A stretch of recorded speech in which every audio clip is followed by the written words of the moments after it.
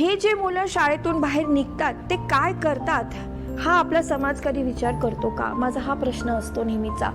हा शाळेत जात नाही, मग तो नेहमी दिवसभर काय करतो?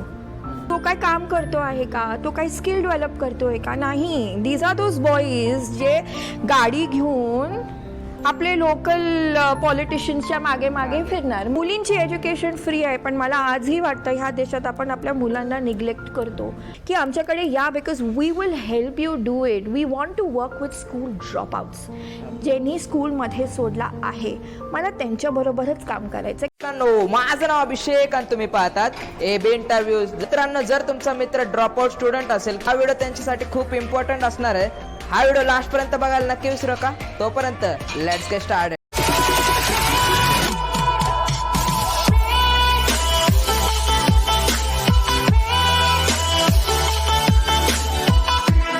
फर्स्ट ऑफ ऑल मॅम, तुमचं खूप खूप स्वागत आहे AB इंटरव्ह्यूज मराठी या यूट्यूब चॅनलवरती. फर्स्ट ऑफ ऑल मॅम, तुमचं छोटंसं इंट्रोडक्शन द्या आमच्या व्ह्यूअरसाठी. Sure, Abhishek. Thank you for calling me here, Abhishek. I'm Dr. Samira Chandok, Arthur Charitable Trust's presiding president. I'm a psychologist and also a soft skill trainer. जसं की तुम्ही मला सांगितलं होतं की ही जी NGO आहे ही तुमच्या बाबांनी चालू केली होती. हो. तर तुमच्या बाबांबद्दल थोडंसं काय सांगा आम्हाला.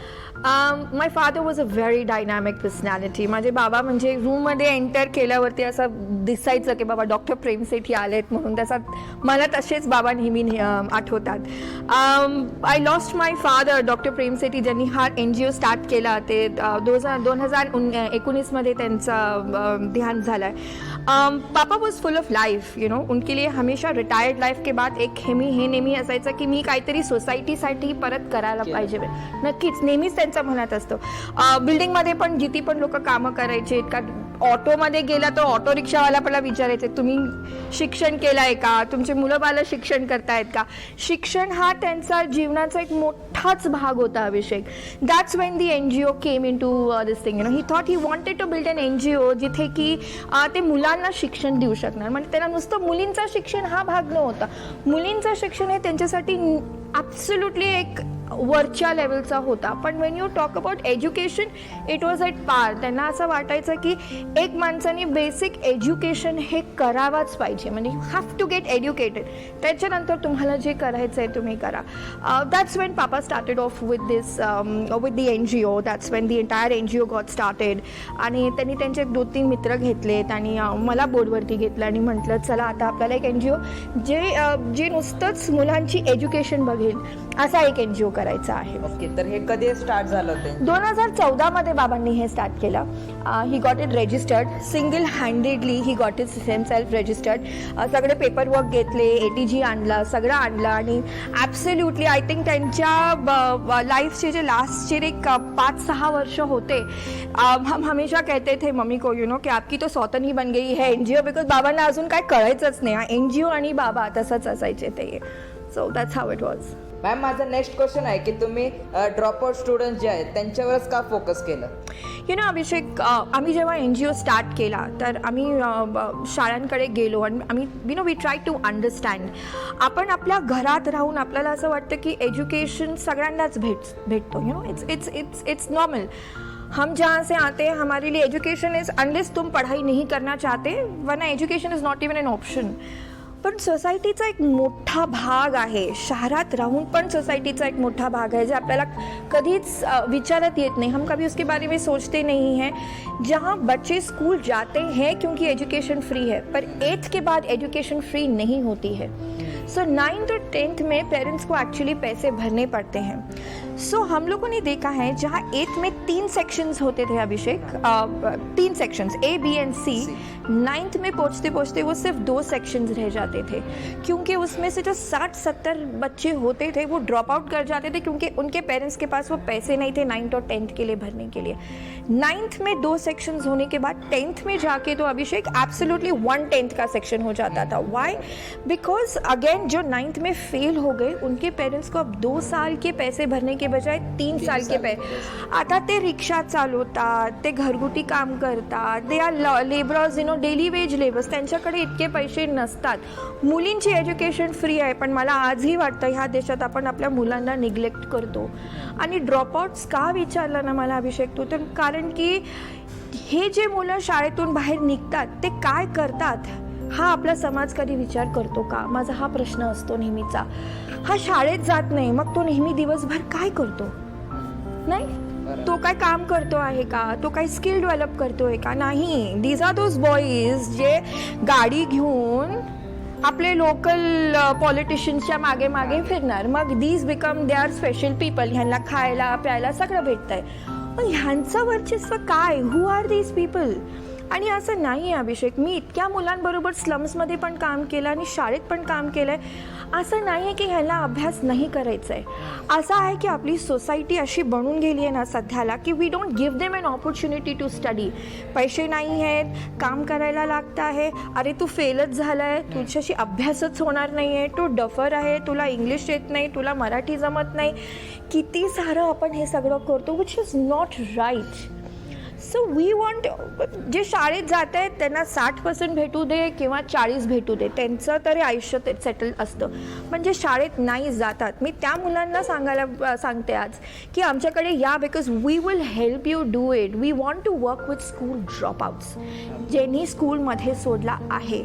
मला त्यांच्याबरोबरच काम करायचं आहे, कारण की त्यांना शिक्षण दिलं तर आपला उद्या सवरतो. मॅम, माझा नेक्स्ट क्वेश्चन आहे की हे जे स्टुडंट्स आहे ह्यांना स्टडीज पूर्ण करण्यासाठी तुम्ही काय करता?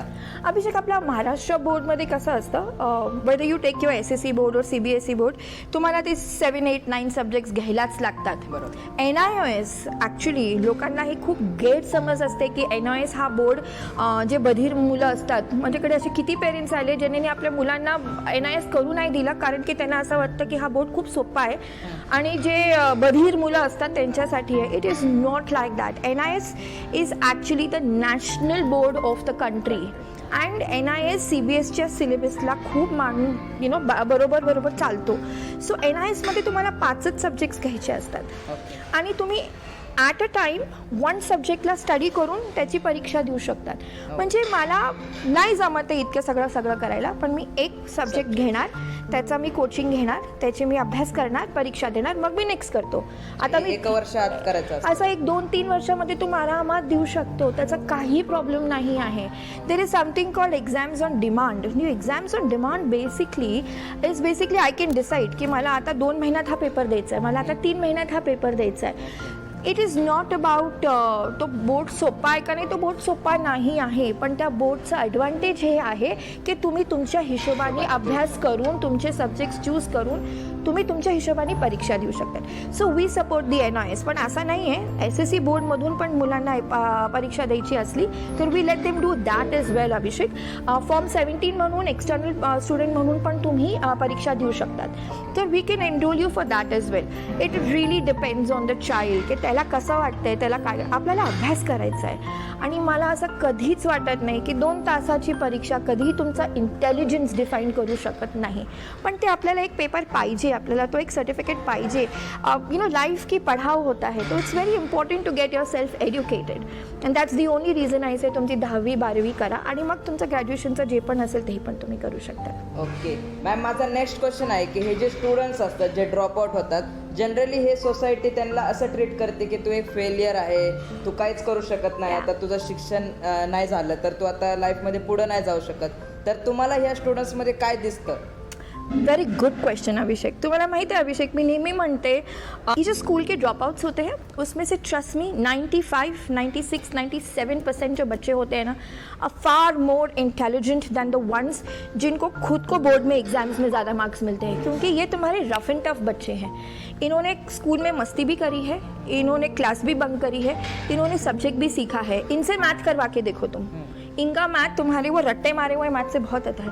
इनको दुनिया की समझ होती है, ये दिन भर बाहर घूम के यहाँ घूम के दे वेरी इंटेलिजेंट. ये बाहर ऐसे दिखते हैं कि बहुत ही राउडी हैं और इनको बदतमीज़ है, पर ये ऐसे होते नहीं हैं. ये भी छोटे बच्चे हैं, 12, 13, 14 साल के छोटे बच्चे हैं जिन्हें ज़िंदगी का एक मौका चाहिए.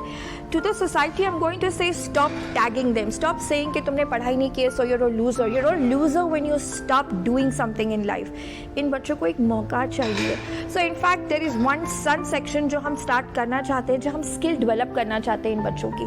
तुम तुम्हारा 10th दे दो, तुम्हारा 12th दे दो, and then we'll help you develop a skill. Abhishek, society वैसे भी अच्छों को नहीं छोड़ती, इनको तो बिल्कुल भी नहीं छोड़ती। और हमेशा अपने आप को पूछो, आपके घर में जो काम करने वाली बाई आती है या जो आपके घर में ड्राइवर काम करते हैं, उनसे पूछे या वॉचमैन को पूछे कि अगर आपका बच्चा पढ़ नहीं रहा तो क्या कर रहा है। ये एक बहुत इंपॉर्टेंट क्वेश्चन है पूछने के लिए। जो बच्चा स्कूल से ड्रॉप आउट करता है वो क्या कर रहा है?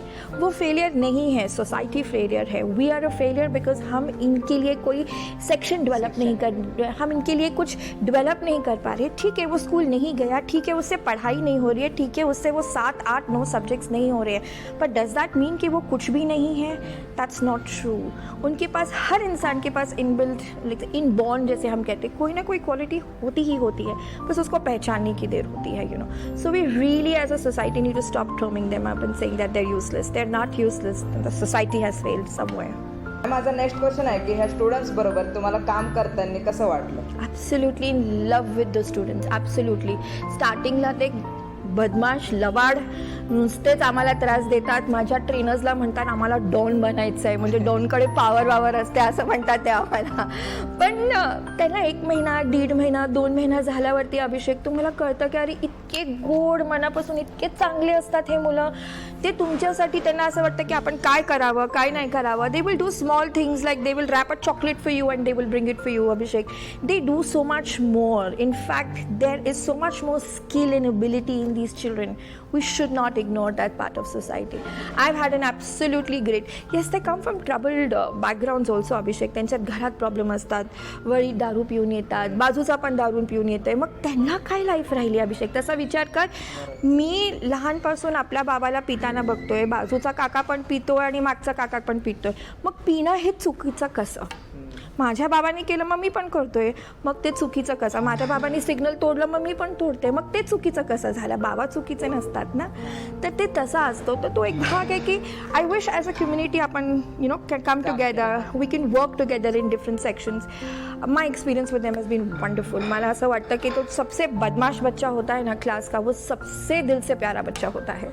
स्टुडंट्स बरोबर जेव्हा तुम्ही काम करता तेव्हा कोणते कोणते अजून ॲक्टिव्हिटीज तुम्ही त्यांच्याकडून करून घेता स्टडीज व्यतिरिक्त? अभि एक स्किल, मी स्टार्टिंगपासून एकच म्हटलं आहे, स्किल. ते व्हेरी हँड्स ऑन. बघा, त्यांना त्यांच्या घरचा फॅन पण ठीक नीट करता येतं. कई बार तो वो लाइट में आंकड़े भी डाल के देते थे. उनके पास जितना स्किल है वो जो इंग्लिश मीडियम में स्कूल में पढ़ते हुए बच्चे, उनके पास भी नहीं होता है. ते very very hands on Abhishek. So it's nice. As of right now I cannot say की माझ्या एन जी ओकडे का असा एक प्रोग्राम आहे का एक सेक्शन आहे जिथे आम्ही स्पेशली स्किल्स डेव्हलप करतोय. पण yes, we do a lot of activities with them. कोणाला सिंगिंगचा शौक असतो, कोणाला ड्रॉइंगचा शौक असतो, कोणाला ॲक्टिंगचा असतो. सो आम्ही असा प्रयत्न करतो की आमच्या टीममध्ये सगळं त्यांना थोडा द्यायला पाहिजे आपण. अँड इफ समबडी सेज की येस तुम्ही तुमच्या मुलांना आमच्याकडे पाठवा, आम्ही त्यांना एक 6 महिना आमच्याबरोबर काम करू देऊ, so that we would like to do it. So in fact तुमच्या माध्यमातून मी लोकांना म्हणणार आहे की आमच्या मुलांना तुम्ही घ्या तुमच्याकडे. मॅम, माझा नेक्स्ट क्वेश्चन आहे की या एन जी ओसाठी फंडिंग कोण करतं? सध्याला मीच करते.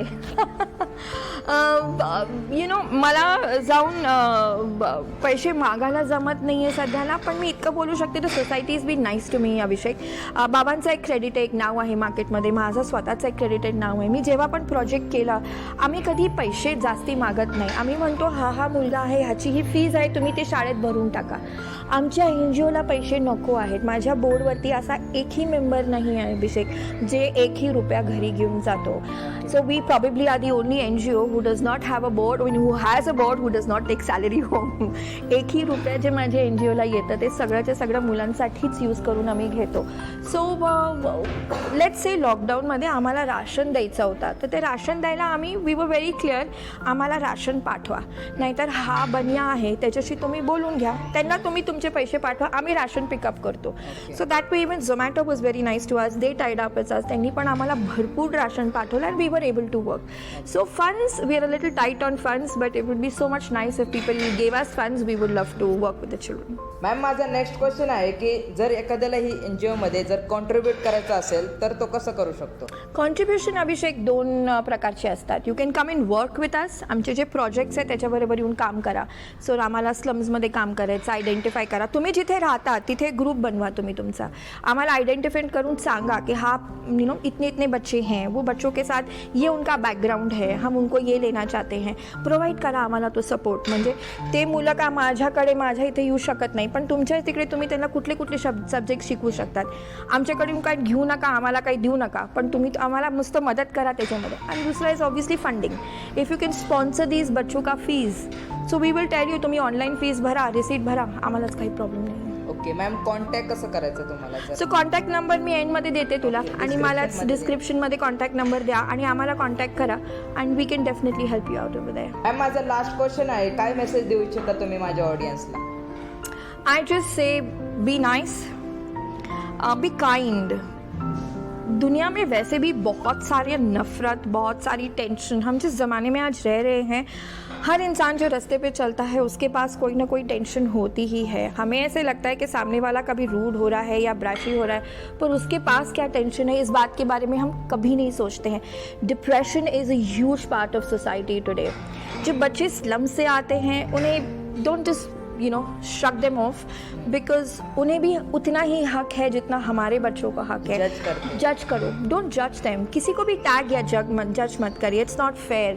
किसकी क्या ज़िंदगी है, उसकी ज़िंदगी हमने चली नहीं है, हमें कोई हक नहीं है उसके ऊपर कमेंट करने का या टैग करने का या जज करने का. So if you can't contribute to my NGO, I'm completely okay with it, but I'm going to just request and say कि अपने ही आजू बाजू अगर हर इंसान अपने घर में काम करने वाली जो मेड आती है या हमारे वॉचमैन होते हैं या ड्राइवर आते हैं, अगर हम उतनी फैमिलीज़ को भी कंट्रीब्यूट कर ले, या उन्हीं को पूछे कि तुम्हारे बाजू में कोई रहता है जिन्हें तुम्हें मदद करनी है, अगर हम इतने ही बच्चों को एजुकेट करना शुरू कर दे, I think we will live in a educated society very very soon. और हमें किसी की ज़रूरत नहीं पड़ेगी, किसी NGO की ज़रूरत नहीं पड़ेगी, क्योंकि हम खुद में ही एक इंसान, एक ऐसा छोटा सा एक ऑर्गेनाइजेशन बन जाएंगे जहां हम एजुकेट कर पाएंगे. End education end knowledge is the two-way sword. आज एजुकेटेड इंडिया होगा तो हमें वोट किसको करना है, सही क्या है, पैसे कमाने आसान है पर पैसों के साथ करना क्या है, अगर ये सारा चीज़ें हम बच्चों को आज सिखा सके तो I think it will be nothing like it. तर मित्रांनो, जर तुमच्या माहितीमध्ये एक स्टुडंट असेल ज्याला खरंच गरज असेल तर नक्कीच तुम्ही डिस्क्रिप्शनमध्ये मोबाईल नंबर दिलेला आहे, मॅडमला तुम्ही कॉन्टॅक्ट करू शकता. Thank you ma'am, first of all ते तुमचा व्हॅल्युएबल टाइम माझ्यासाठी स्पेंड केल्याबद्दल. जर मित्रांनो, जर तुम्हाला हा व्हिडिओ आवडला असेल तर व्हिडिओ लाईक, शेअर, कमेंट करा विसरू नका. चॅनलला सबस्क्राईब करायला नक्की विसरू नका. थँक्यू सो मच अभिषेक.